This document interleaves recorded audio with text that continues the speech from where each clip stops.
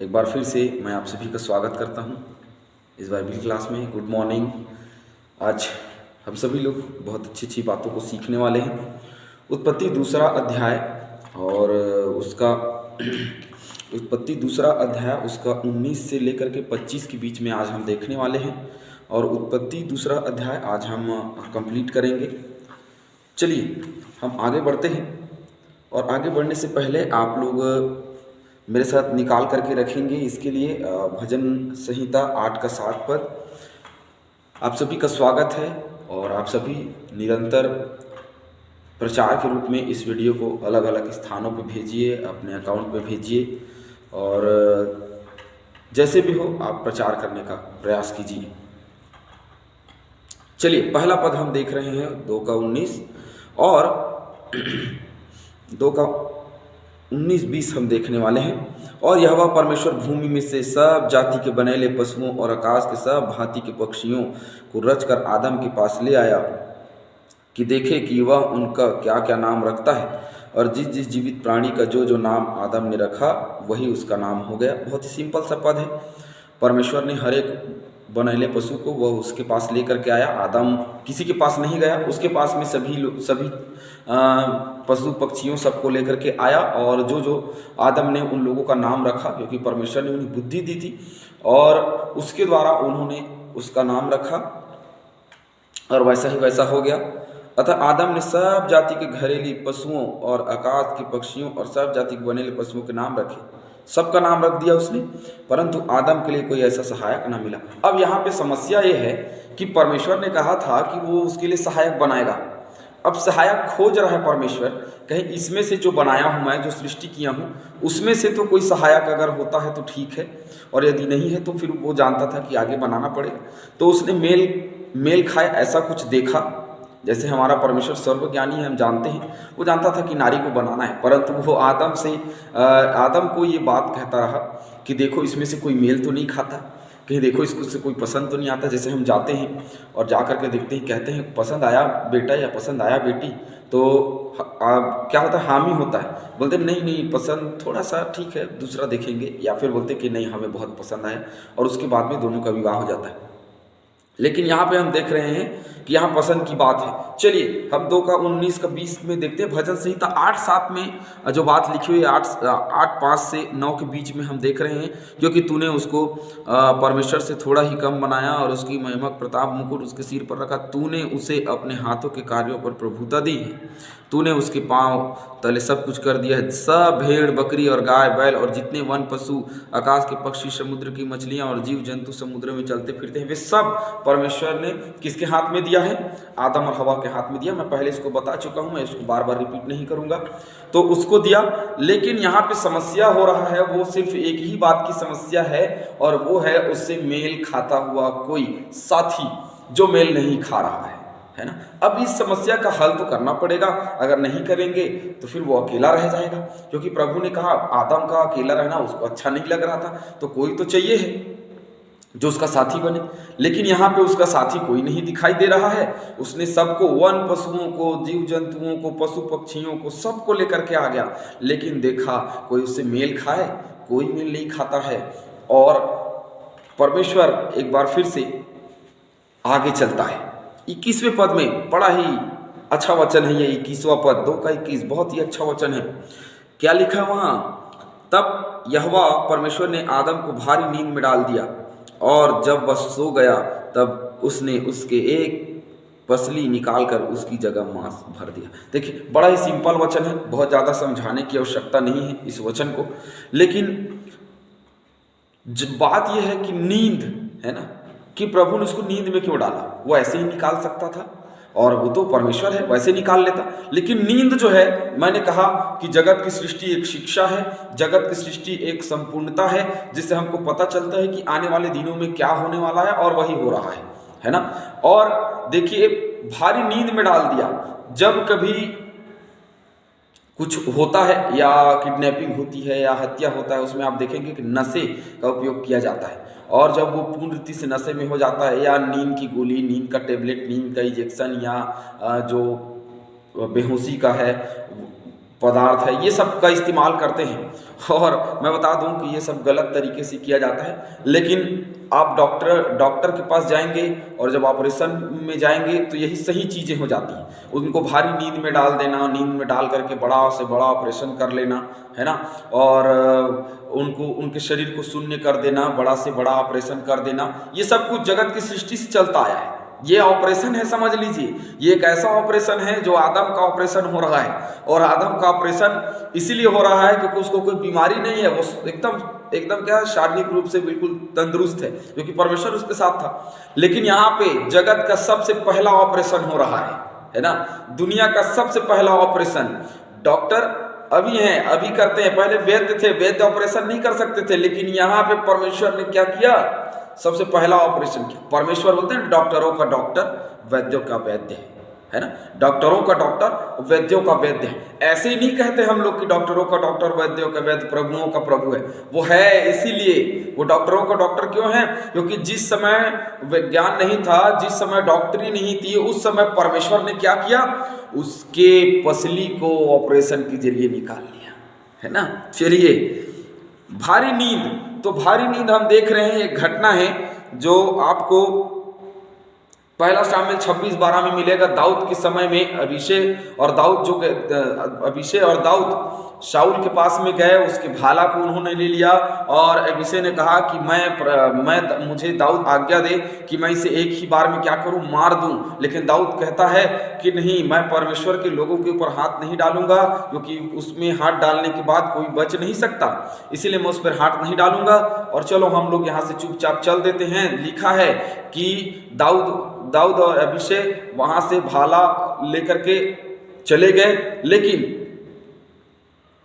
लेकिन एक चीज है कि वे सब भारी नींद में थे, इसीलिए उनको कुछ पता नहीं चला। और एक जगह, एक स्थल में हम देखते हैं कि 300 योद्धा चारों तरफ, पहाड़ के चारों तरफ खड़े हो गए हैं और बीच में 1 लाख सैनिक हैं, है ना, मिस्री सैनिक हैं, और बीच में सब लोग क्या कर रहे हैं, भारी नींद में सोए हुए हैं। जब उनकी नींद खुलती है तो वे देखते हैं चारों तरफ कि चारों तरफ जो है वो क्या जल रहे हैं, दिए जल रहे हैं, मतलब बहुत बड़ा हमला हो गया। और उसके बाद में जब अंधेरा होता है तो सब लोग एक दूसरे को काट के खुद ही मर जाते हैं। एक भारी नींद जो है वो बड़ा ही परमेश्वर का बड़ा ही हथियार रहा है। और अय्यूब 33:15 वहां भी हमें एक भारी नींद के विषय में मिलता है। चलिए हम लोग पढ़ लेते हैं अय्यूब 33:15।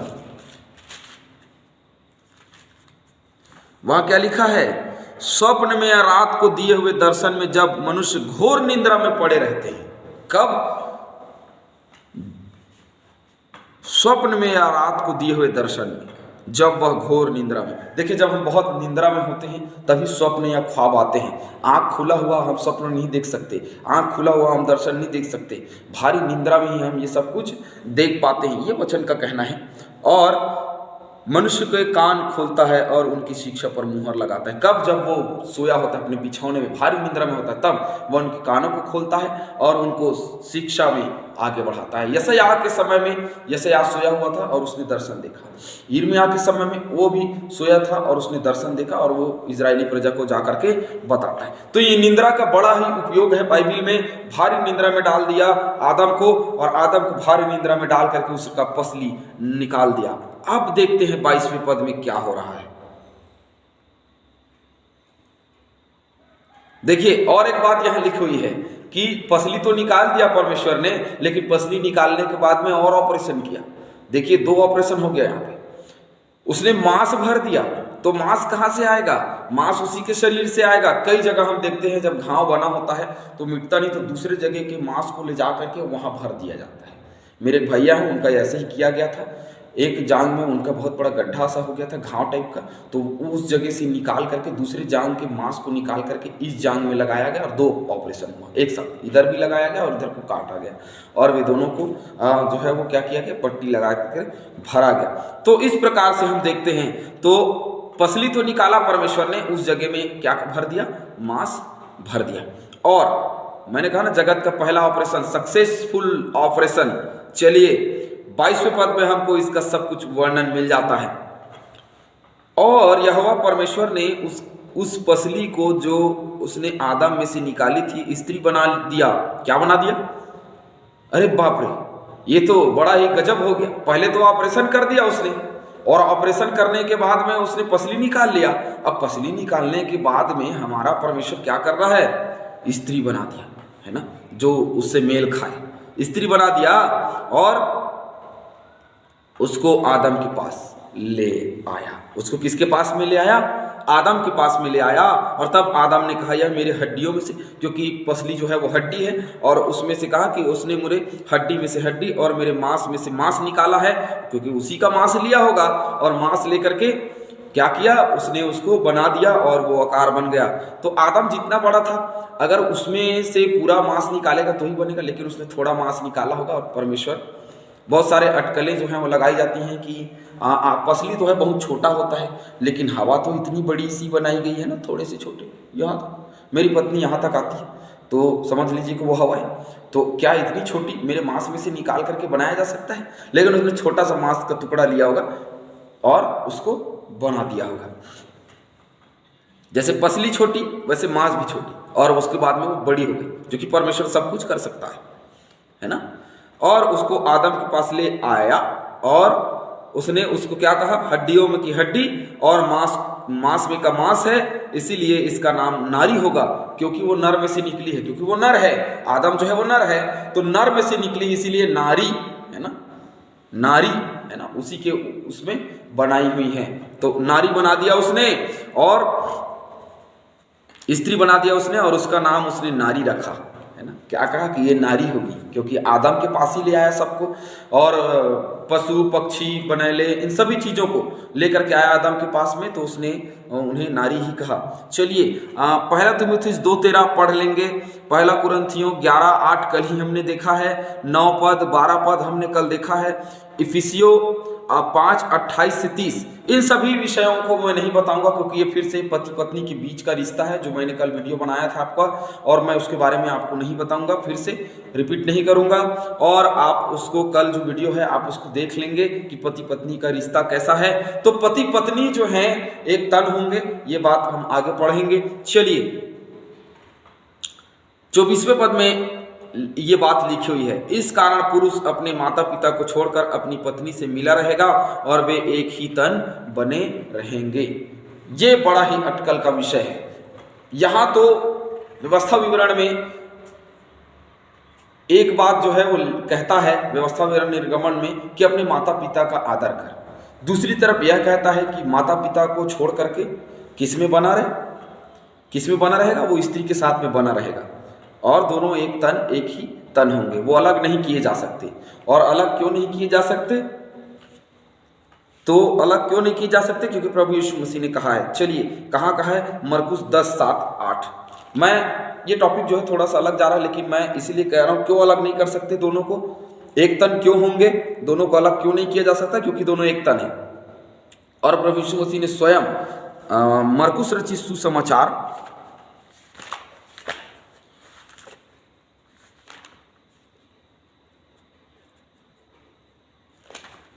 चलिए मरकुस रचित सुसमाचार और उसका 10वां, ये 10 अध्याय और 7 से 8, वहाँ क्या लिखा है देखते हैं। इस कारण मनुष्य अपने माता पिता से अलग होकर अपनी पत्नी के साथ रहेगा और वे दोनों एक तन होंगे। इसीलिए वे दो नहीं एक पर एक तन है। इसीलिए जिसे परमेश्वर ने जोड़ा है उसे मनुष्य अलग न करे। देखिए ये परमेश्वर का जोड़ा है, परमेश्वर ने बनाया है, उसकी पसली में से उसके मांस में से मांस, और लिखा है कि वो उसको अलग ना करे, कोई भी व्यक्ति उसको अलग ना करे, क्योंकि परमेश्वर ने उसको जोड़ा है। ये बात प्रभु यीशु मसीह जो है वो कह रहा है तलाक के विषय में, है ना। आगे देखिए तलाक के विषय में ये बातें जो है वो कह रहा है। तो मैं आपको बता दूं कि प्रारंभ से परमेश्वर ने विवाह को और तथा पारिवारिक एकता को पृथ्वी में क्या किया है, महत्वपूर्ण स्थान दिया है। पारिवारिक एकता है, क्योंकि पति पत्नी दोनों हैं, आदम और हवा, तो पारिवारिक एकता, परिवार के बीच का प्रेम, ये उस समय कहा जा रहा है ये दोनों एक तन होंगे अपने माता पिता को छोड़ करके, क्योंकि जब माता पिता बने ही नहीं है, अभी तो आदम और हवा का ही बच्चा नहीं हुआ, लेकिन आने वाले दिनों को लेकर के उन्होंने कहा कि ये जो पति पत्नी का रिश्ता है वो हमेशा कायम रहेगा, और इसको जब परमेश्वर ने जोड़ा है तो कोई इसको अलग ना करेगा। चलिए मैंने कल इसके विषय में बताया, मैं आगे बात नहीं करूंगा। आप एक बार फिर से निकाल लेंगे पहला कुरिन्थियों 6:16, वहां क्या लिखा देखते हैं थोड़ा सा और। हम बात करेंगे। पहला कुरिन्थियों 6:16। तो 6:16 में लिखा हुआ है, क्या तुम नहीं जानते कि जो कोई वेश्या से संगति करता है वह उसके साथ एक तन हो जाता है, क्योंकि लिखा है वे दोनों एक तन होंगे। देखिए अब यहाँ पे आप किसी के साथ में भी, मैं ये जो चीज़ है मैं उसको आप लोगों को बता दे रहा हूँ, क्योंकि ये विचार जो है वो बढ़ता चला जा रहा है, इसीलिए मैं आपको बता दे रहा हूँ कि जो एक तन होंगे, चाहे आप वेश्या से भी होंगे, है ना, एक तन होंगे, तो वो दोनों के लिए लिखा है कि वे दोनों एक तन होंगे। और वहां पे अगर लिखा है वे दोनों एक तन होंगे, तो फिर दोनों का अलग नहीं होना है। समझ लीजिए आप पति पत्नी के रिश्ते में बंध जा रहे हैं। एक तन होने का मतलब पति पत्नी के रिश्ते में बंध जाना, और अगर उसके बाद में आप अलग होते हैं तो वो अपराध है, वो पाप है। इसीलिए व्यभिचार कहा जाता है। आपकी पत्नी है, आप अपनी पत्नी के साथ में बने रहिए, और आप एक ही पत्नी के पति रहिए, क्योंकि प्रभु के जन होना चाहते हैं, प्रभु के साथ में बने रहना चाहते हैं। एक ही पत्नी के पति और एक ही पत्नी के पति और एक ही पति की पत्नी आप बने रहिए। आपको कहीं और जाने की आवश्यकता नहीं है। आप अपने पति के या अपनी पत्नी की जिम्मेदारियों को निभाइए। अब दोनों एक तन होइए और एक मन होइए, एक चित्त होइए, और एक मन एक तन एक चित्त होकर के परिवार का निर्माण कीजिए और आगे बढ़ते चले जाइए। और प्रभु जो है कहा है फल फूलो और पृथ्वी में भर जाओ। ये आशीष प्रभु ने सभी को दी है, तो इस आशीष को अपने जीवन में रखिए, क्योंकि प्रभु ने जो आज्ञा दी है हमें मानना पड़ेगा।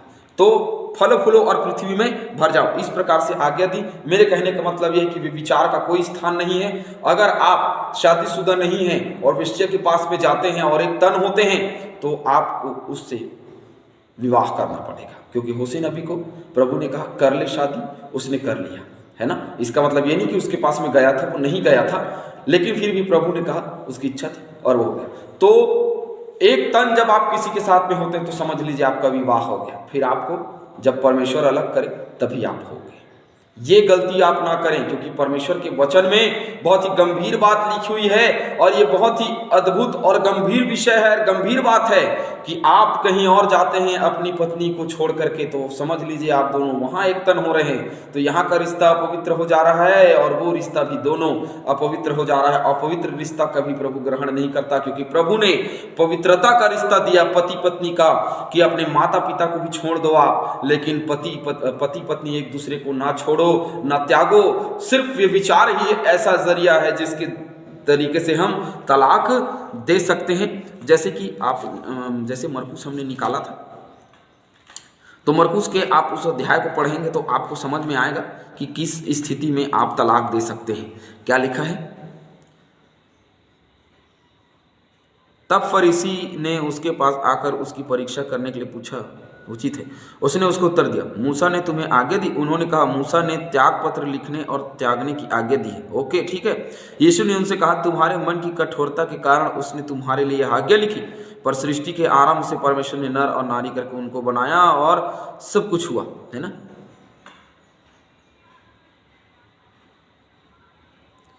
और यदि पत्नी अपने पति को छोड़कर दूसरे से विवाह करे तो वह व्यभिचार करती है। देखिए बहुत ही गंभीर विषय है। तो विवाह करने का मतलब सिर्फ ये नहीं होता कि आप चर्च में आएंगे या कहीं भी, जैसे हमारे अन्य भाई बहन लोग का फेरा होता है, शादी होता है अपने अपने रीति रिवाज का, है ना। तो इसका मतलब ये है कि उस रीति रिवाज से आप दूसरा विवाह करें। सिर्फ उतना ही नहीं है, किसी और के साथ में अगर आप एक तन होते हैं तो भी वो व्यभिचार की श्रेणी में आती है, वो विवाह की श्रेणी में आती है ना। क्योंकि दोनों एक तन हो गए तो विवाह की श्रेणी आपके जीवन में लागू हो गई, और वो रिश्ता जो है वो क्या हो गया, बंध गया।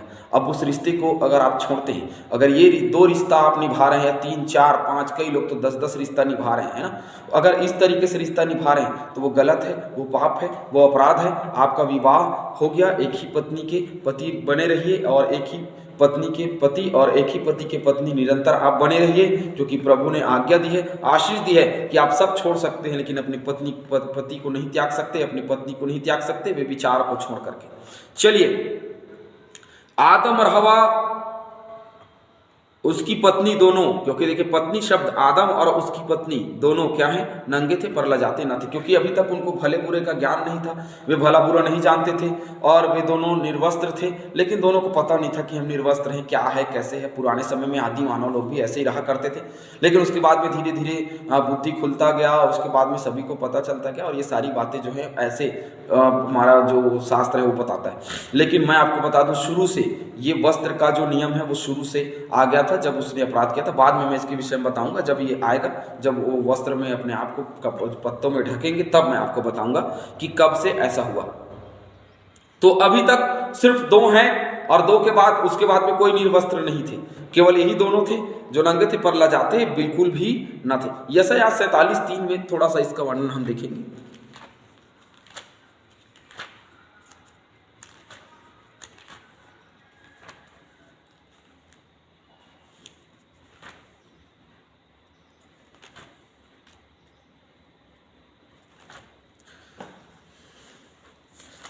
चलिए, यशायाह 47:3 में लिखा है, तेरी नंगता उघाड़ी जाएगी और तेरी लज्जा प्रकट होगी, मैं बदला लूंगा और किसी मनुष्य को ना छोड़ूंगा। ये बदले की विषय में बात है, लेकिन मैं आपको बता दूं, मनुष्य क्या लिखा है, मनुष्य खाली हाथ आया खाली हाथ जाएगा, नंगा आया नंगा लौट जाएगा, ये कहावत है। लेकिन यहाँ पे हम देख रहे हैं मनुष्य खाली हाथ आया, कुछ था उसके हाथ में, कुछ नहीं था, और उसको परमेश्वर ने बनाया, उसके नथनों में श्वास फूंका, श्वास फूंक कर वो अकेले था। अकेले के बाद में परमेश्वर ने सबसे पहला रिश्ता जो बनाया पति पत्नी का बनाया। इसीलिए पति पत्नी अगर हैं आप तो कभी भी अलग होने का प्रयास मत करिए। हर चीज़ में एक दूसरे की सह लीजिए, धीरज के साथ में, नम्रता के साथ में। लड़ाई झगड़े, मैं एक चीज़ बता रहा हूँ, परमेश्वर की आज्ञा, परमेश्वर की आशीष वो अलग अलग बात है, लेकिन मैं आपको एक चीज़ बता दे रहा हूँ, वो ये है कि लड़ाई झगड़े करिए। और लड़ाई झगड़ा जब घर में हो रहा है तो इसका मतलब क्या है, क्रोध को सुबह से लेकर शाम तक उसके बाद में भूल जाइए। अगर नहीं भूलते हैं तो फिर बहुत बड़ा विपत्ति हमारे घर में आता है। मैं कल भी बोला था इस बात को कि मैं इस चीज़ को भुगत चुका हूँ, मैं इसकी जीवित गवाही हूँ। और अगर आपको जानना है तो आप पर्सनल नंबर में फ़ोन मेरा करिए और फ़ोन करिए, व्हाट्सअप मैसेज करिए, मैं आपको बताऊंगा कि किस प्रकार से हुआ करता था। लेकिन अब क्योंकि हम एक दूसरे की सह लेते हैं, है ना, हम एक दूसरे की सहते हैं, सुनते हैं, तो घर जो है वो प्यार से चलता है। और जिस दिन हम नहीं सुनते नहीं सहते तो उस दिन बहसबाजी होती है ना। बिल्कुल मैं स्वाभाविक बात, मैं कभी किसी चीज़ को छुपाने का प्रयास नहीं करता किसी से, है ना। बहसबाजी हो जाती है थोड़ी सी, लेकिन जो बड़ा बड़ा ऐसे लड़ाई होता था शुरू समय में, तो वैसा नहीं होता, क्योंकि आप जब प्रेम के बंधन में बंध जाते हैं तो आपको अलग होने का सवाल ही नहीं उठता। आप अलग नहीं हो सकते। लड़ाई और झगड़ों में बहुत सारे लोग जो हैं वो क्या करते हैं, अलग हो जाते हैं। बिल्कुल अलग होने की आज्ञा नहीं है हमें, है ना, अलग नहीं होना है।